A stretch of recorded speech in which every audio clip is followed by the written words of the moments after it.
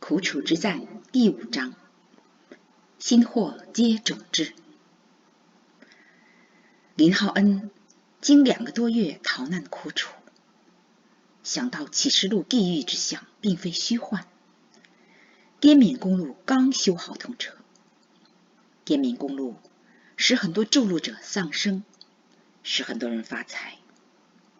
昆明教堂门口遇见随中央航校撤到昆明的航校教官董梦红之妻杨淑英。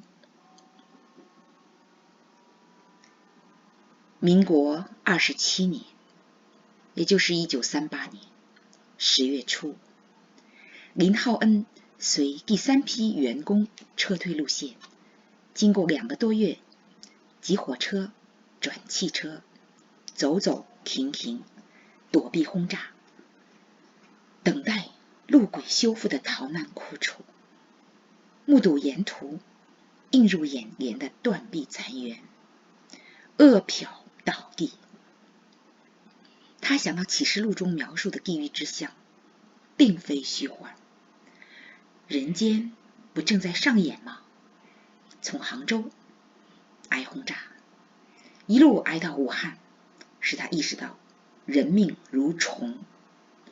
逃难路上无绅士淑女之体面尊严，人和木头一样，很快就会被烧成黑炭一段。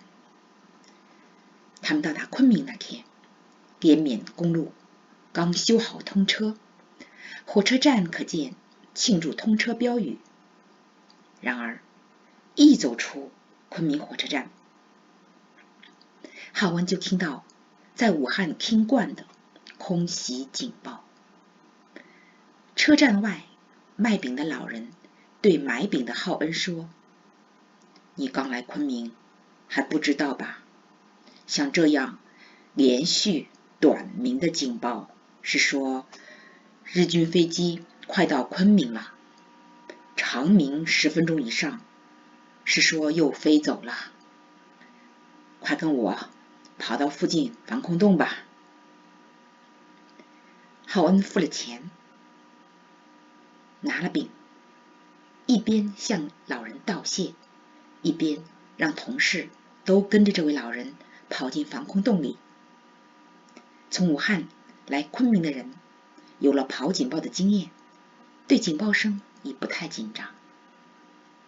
浩恩一行马上适应了昆明跑警报模式。他们随着卖饼的老人跑进防空洞，没多久就感觉地震动天轰鸣，炸弹硝烟味夹杂着烧焦的尸体味弥漫在火车站附近。又架日军飞机被中国空军击落，坠到民房，引起大火。这次轰炸几十人被炸死，数百人受伤。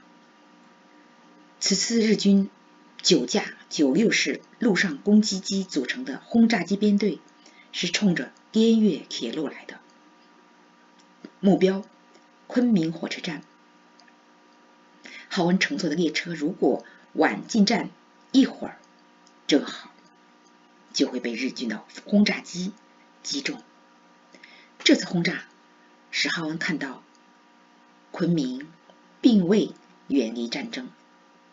3个月前，日军飞机就像幽灵一样尾随着撤退难民追到昆明，对昆明实施恐吓性无差别轰炸。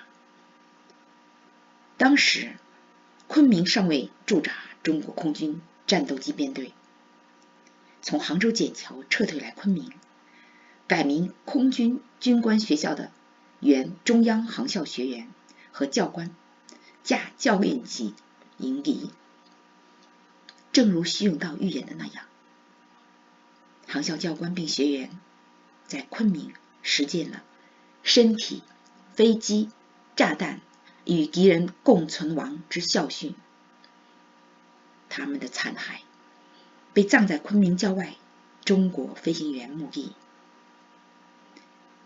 浩恩初来乍到昆明，就听说几位从杭州笕桥中央航校撤到昆明的教官殉国了，不由自主想起徐永道和他殉国前的托付。浩恩感到愧对永道，心里说：永道很对不起，我没尽力打听严小姐的消息，等安顿下来，一定托人打听她的下落。浩恩以前听说那条用万名劳工的白骨血泪铺成的滇越铁路起点就在昆明。昆明三面环山，是深藏西南云贵高原的边陲古城。浩恩爱旅行，喜探古访幽，游名山大川。自幼就常听银行家父亲林志信说：人生乐事有三，读万卷书，行万里路，得佳偶陪伴。林志信要儿子记住。第三件乐事，强求不得，全看缘分。但前两件事，只要有藏书，有闲暇，有资本，有余力，便可为之。留学回国后，他心里就开始渴望与梦中人牵手，带几册日记本，背上行囊帐篷，到名山大川旅行，沿途写下临抗疫游记，比独行侠写那徐侠客游记更有诗意。他要借着临抗疫游记，把人生三件乐事呈现在读者眼前，让无缘体会三乐事者从书中得到弥补。想到佳偶，身穿浅粉色皱纱短袖西式连衣裙的严宝慧出现在他的幻觉中。他想，严小姐一直读教会女校，又留美多年，想必她和我一样热爱体育和户外运动，她真适合做我的人生旅途之佳偶良友。但不知她怎么看我。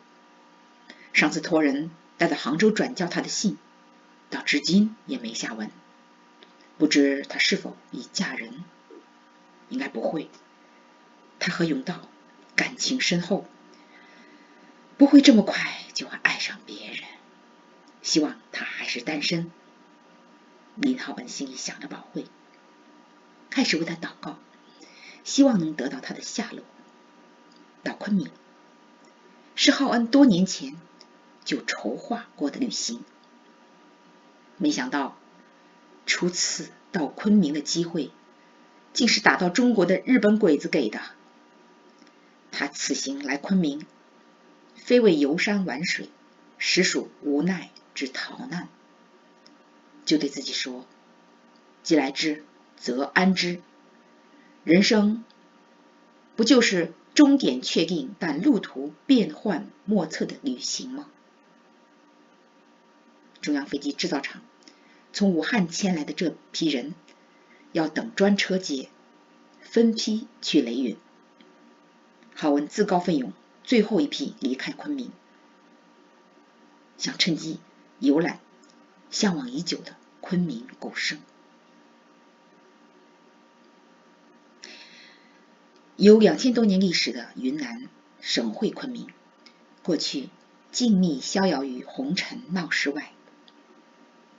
云南东临钱柜，北接四川，西接英属缅甸，南面向东西分别毗邻法属、印度支那联邦、越南和老挝。半世纪前的中法战争使法国获得对越保护权和在华筑路权，法国付出资和几十条法国人的性命，却牺牲中国1万多劳工，修成滇越铁路。辛亥革命爆发前1年开通。这条蜿蜒在崇山峻岭，由法国人和中国人的生命构筑的昆明至越南海防滇越铁路，把中国与国外运输线相连。滇越铁路给古城昆明带来商业气息、工业气息、西洋气息、现代气息，使宗教文化中西合璧。浩恩沿滇越铁路步行山间，他感觉置身花丛，多色绚丽的山茶花盛开，还有很多他叫不出名的五颜六色的野花。这里的杜鹃花比他在浙江山区看到的杜鹃花气势规模宏大许多。他情不自禁赞叹造物主高超的智慧与非凡的审美。他发现昆明城有很多庙宇，也有不少教堂，还正巧碰到一场中国新娘与外国新郎的婚礼。大街上可以碰见法国天主教神父，也有不少来自英国、美国、瑞典的新教牧师、宣教师，有很多来自内地的商人，很多国家的商人，各国领事馆外交人员。在街上走半天，能听到法语、英语、瑞典语和中国各地方言。